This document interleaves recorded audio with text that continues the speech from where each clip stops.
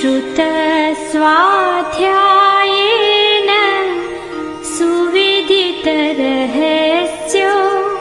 विभुवर प्रशस्त्या शास्त्राणां सुषमतरसम्पादनश्रुति महाप्रज्ञ पूज्यो जिनपति स्वरूपो गुरुवर। इस विश्व में जितना काम हो रहा है वह बल के द्वारा हो रहा है। बल के बिना, शक्ति के बिना कोई भी काम नहीं होता। इसीलिए कहा गया कि निर्वीर्य किं करिष्यति। जो निर्वीर्य है, बल रहित है, वह क्या करेगा। एक आदमी ने किसी से पूछ लिया कि तुम जंगल जा रहे हो, जंगल की यात्रा के लिए, और सामने शेर मिल जाएगा तो तुम क्या करोगे। आदमी ने उत्तर दिया, फिर मैं क्या करूंगा, जो करना वही करेगा, बस मैं क्या करूंगा, फिर वही करेगा। तो जहां मनोबल नहीं होता वहां शक्ति काम नहीं देती। हम एक निश्चय पर पहुंच जाएं तो बाहर का बल भी तभी काम देता है जब हमारा भीतर का बल अच्छा है। और भीतर के 3 प्रकार के बल हैं, शरीर बल, वाग बल और मनोबल। एक शरीर का बल, एक वाणी का बल, बड़ी शक्ति है वाणी भी, एक शब्द में सारे दृश्य को बदल देती है। और एक है मनोबल, मन का बल। अब मन का बल अधिक प्रखर है। जब तक मनोबल ठीक रहता है शरीर भी काम देता है। मनोबल कम होता है और कहता है मेरी तो सारी शक्ति चली गई, घुटने टिक गए, बस मैं कुछ नहीं कर सकता। ये घुटने क्यों टिकते हैं, ये कमजोरी क्यों आती है कि मनोबल ठीक नहीं है। इसलिए एक समझदार व्यक्ति के लिए आवश्यक है कि मनोबल का विकास होता रहे, वह कम न हो। शरीर का बल अवस्था के साथ कम होता है, पर वाणी का बल कम हो यह कोई जरूरी नहीं है, और मनोबल कम हो यह भी कोई जरूरी नहीं है। बूढ़ापे में भी मनोबल बढ़ सकता है। जिनका मनोबल कम हो गया उनके लिए बूढ़ापा बड़ा दुखद होता है, सताने लग जाते हैं। मुझे कोई पूछता भी नहीं, मेरे पास कोई आता नहीं, मेरे कुछ ऐसा नहीं होता, बस ये नकारात्मक भाव आते रहते हैं और बूढ़ापा और दुख देने लग जाता है। और जिसका मनोबल होता है कोई परवाह नहीं करता, अकेला ही बहुत है, बस अकेला बहुत है। एको हम असहायो हम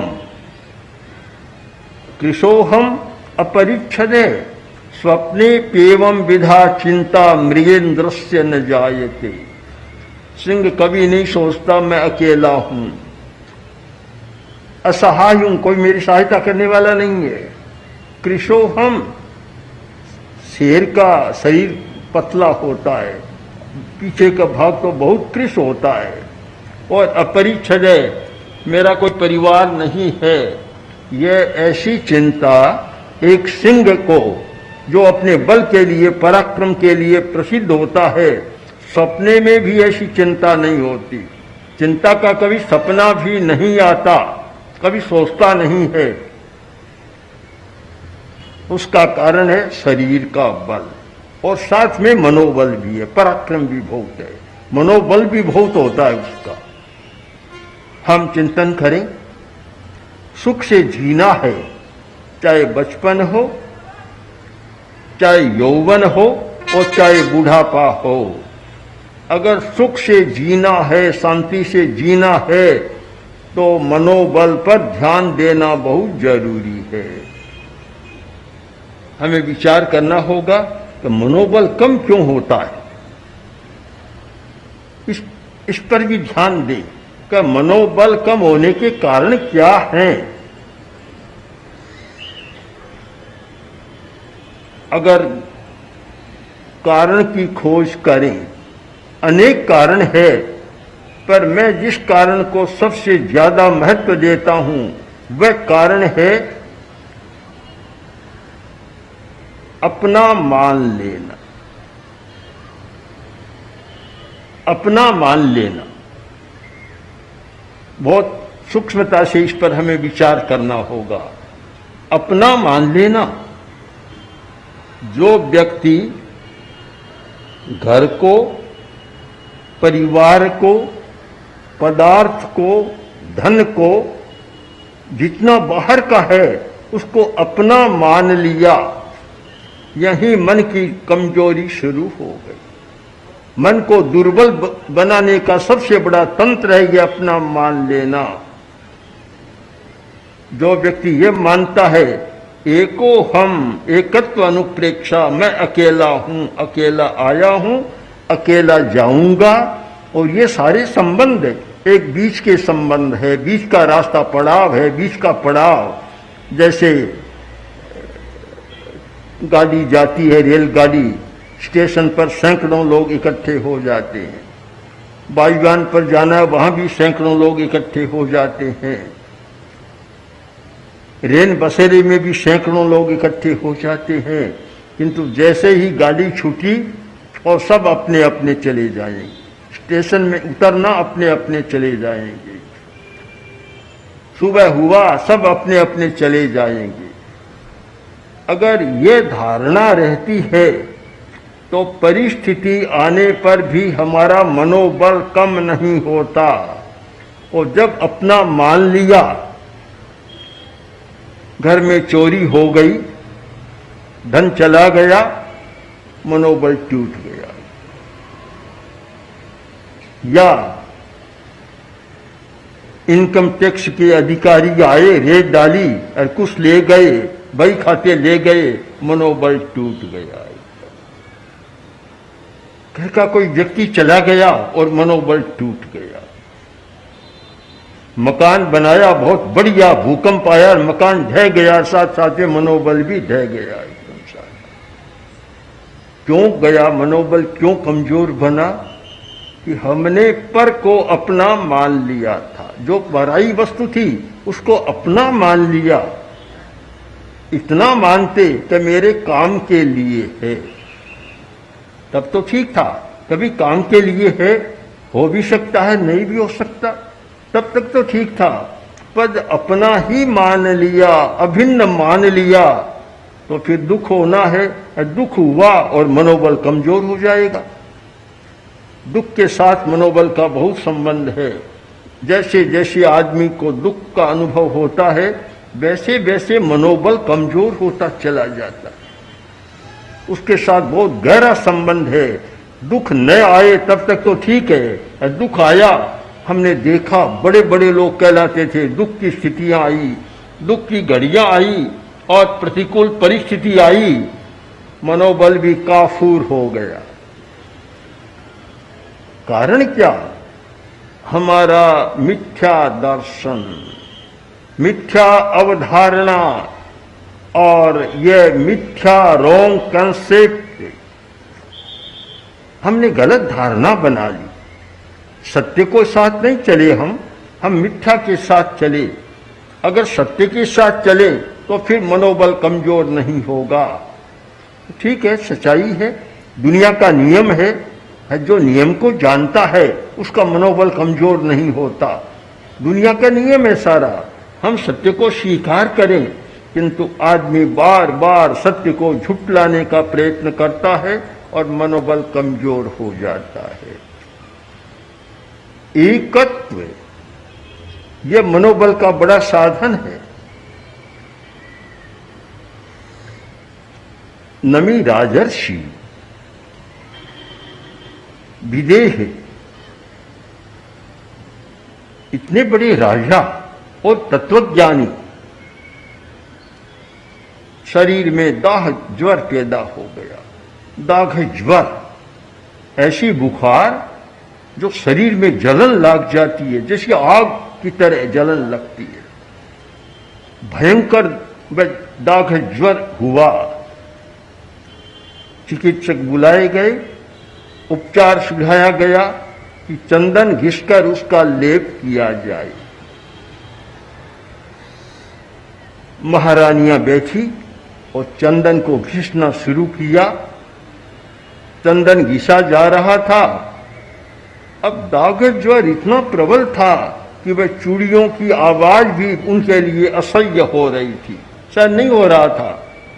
महाराज ने कहा कि आवाज कहां से आ रही है, ये कोलाहल कहां से हो रहा है।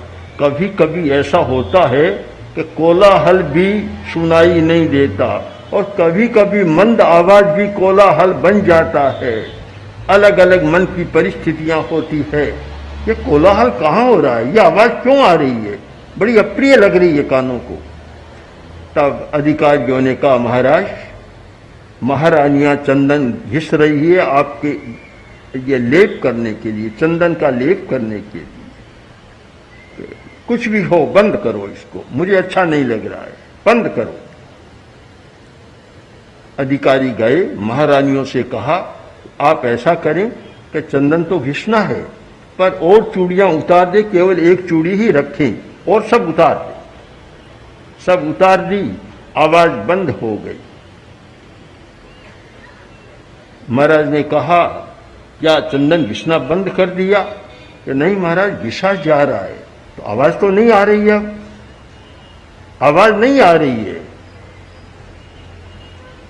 तब अधिकारी बोले, महाराज, महारानियों ने बड़ी समझदारी से काम किया है और चूड़ियां निकाल दी, केवल एक चूड़ी सुहाग चिन्ह के रूप में रखी है। अब एक है तो आवाज नहीं आती है, आवाज तो तब आएगी कि ज्यादा दो हो, ज्यादा हो तब। बस ये बात सुनी और दागद ज्वर बदल गया। कभी कभी ये बुखार दाग आते हैं, रोग आते हैं, वे भी एक नया संबोध लेकर आते हैं। और एकदम बदल गया और बोले, नमी एका की भलो, दोय मिला दुख हो। बस अकेला होना अच्छा है, जहां दो मिले और वहां दुख पैदा हो गया, और जहां दुख हुआ और वहां मनोबल घट गया। ऐसा लगता है कि दागद ज्वर भी शांत हो गया। धारणा के साथ साथ इतना मनोबल बढ़ा कि दागद ज्वर शांत हो गया और नमी राजर्षि खड़े हो गए और बोले, बस मैं तो अब एकत्व की साधना के लिए जाना चाहता हूं, ये राज्य को छोड़ रहा हूं। एकत्व मनोबल को बढ़ाने का इतना बड़ा साधन है कि मैं अकेला हूं, इसकी अनुभूति हमारी प्रबल बन जाए। मनोबल को कोई खंडित नहीं कर सकता। मनोबल को खंडित तब करते हैं कि मैंने दूसरे को मान लिया, धन को अपना माना, धन चला गया, मनोबल भी चला गया साथ साथ में। किसी व्यक्ति को अपना माना, मित्र माना, उसने धोखा दे दिया, साथ साथ में मनोबल भी चला गया। किसी भवन को माना और किसी ने अधिकार कर लिया, झूठा ही केस कर दिया कोर्ट में कि मकान इसका नहीं मेरा है, मनोबल भी टूट गया साथ साथ में। जितने आप संयोग देखें, संबंध देखें और उन पर विचार करें कि जहां जो संबंध हुआ है पदार्थ के साथ, संयोग हुआ है, संबंध हुआ है, और वहां एक समस्या भी पैदा हुई है। विवाह हुआ और 3 महीना भी नहीं बीता, हमारे पास आया कि अब तलाक की तैयारी कर रहा। कहते हैं अभी तो वह सूखा ही नहीं है, टीका भी नहीं सूखा है, और पहले भी तलाक की तैयारी। कि आपस में मेल नहीं हो रहा है, मेल नहीं है दोनों का।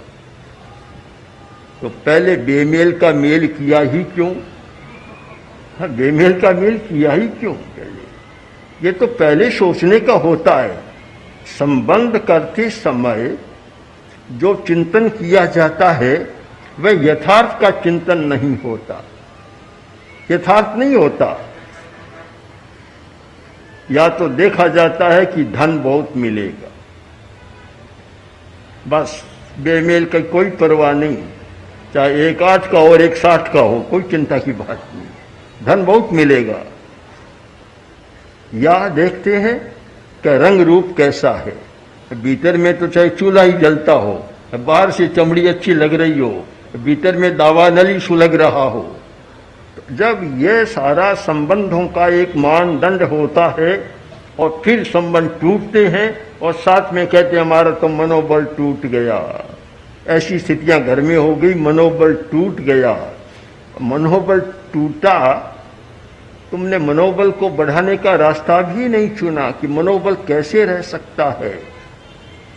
अगर यह संबंधों की दुनिया है और संबंधों की दुनिया में संबंधों पर सही दृष्टिकोण नहीं होता और संबंधों के साथ हमारा सत्य का योग नहीं होता, तो वह मनोबल टूटने का खतरा हमेशा बना ही रहता है। इस पर हम विचार करें कि मनोबल को बढ़ाना है या है उसको बनाए रखना है, तो हमें सत्य की खोज करना जरूरी है। हर आदमी कोई सत्य की खोज नहीं कर सकता, हर आदमी कोई वैज्ञानिक नहीं होता, हर आदमी के पास वैज्ञानिक दृष्टि भी नहीं होती, किंतु जिन सत्य के खोजियों ने सत्य को खोजा और अपने अनुभव हमारे सामने रखे, उनकी अनुभव वाणी का भी हमें जीवन में उपयोग करना है। सुनना किस लिए है? यह कोई रूढ़ी नहीं बननी चाहिए कि बखान सुनना है, प्रवचन सुनना है। सुनना इसलिए कि ऐसी अनुभव की वाणी कोई हमारे सामने आए जिससे हमारे दुख कम हो, अशांति कम हो, तनाव कम हो, समस्याएं सुलझ सके और हमें कोई नया पथ दर्शन मिल सके। कुछ वाणियां ऐसी होती है एकदम बदल देती है, एकदम सारा चिंतन बदल जाता है। अब नमी राजर्षि के सामने एक ही बात आई कि चूड़ी अकेली है, आवाज नहीं हो रही है। इस वाणी से भी उन्होंने इतना बड़ा सत्य खोज लिया कि बस दो होना ही दुख है और मैं अब एकत्व की साधना करूंगा। रूस में एक बड़े साधक हुए गुरजिएव,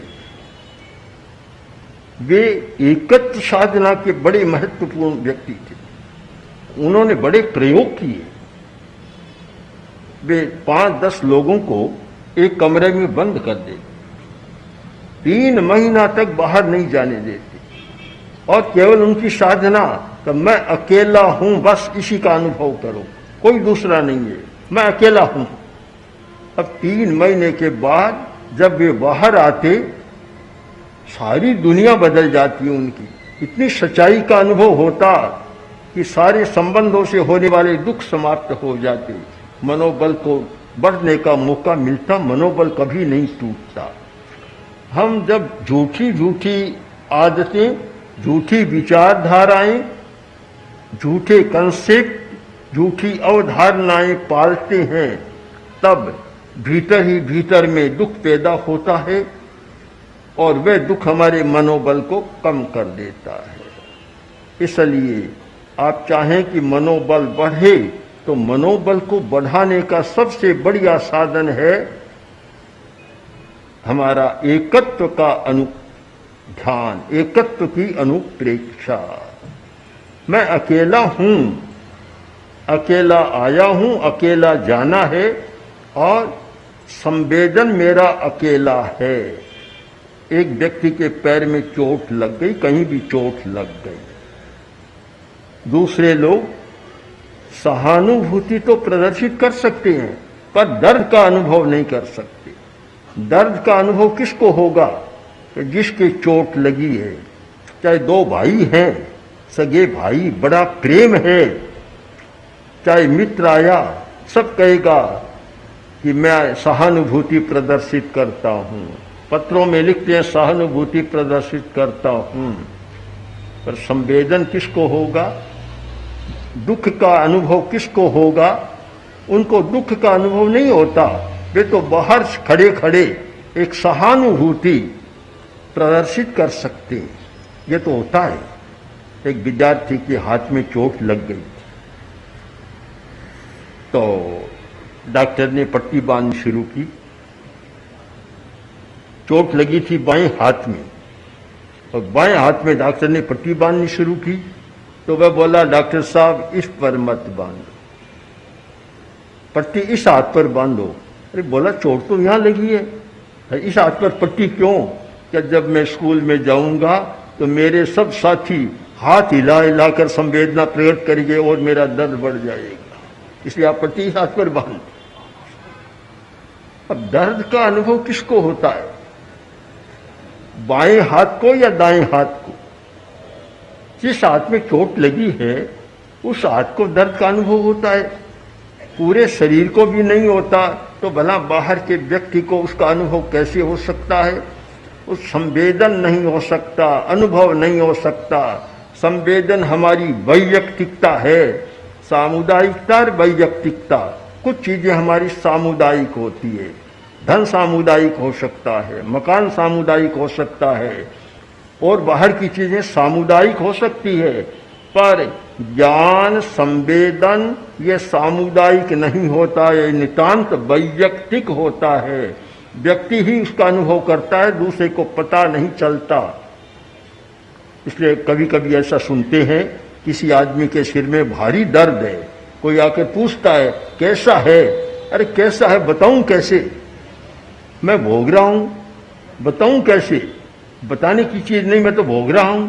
अब बताने से क्या होगा, तुम समझ भी नहीं पाओगे। सचमुच दूसरा समझ भी नहीं पाता। एक व्यक्ति के सिर दर्द है, अब दूसरा व्यक्ति पूछ तो सकता है कि कैसा है, सहानुभूति प्रदर्शित कर सकता है, कभी तुम्हें कष्ट हो रहा है, पर अब दर्द कैसा है इसका अनुभव कोई दूसरा व्यक्ति कर नहीं सकता, क्योंकि दर्द, पीड़ा, अनुभूति, अनुभव, संवेदन ये सारी वैदिक बातें होती है।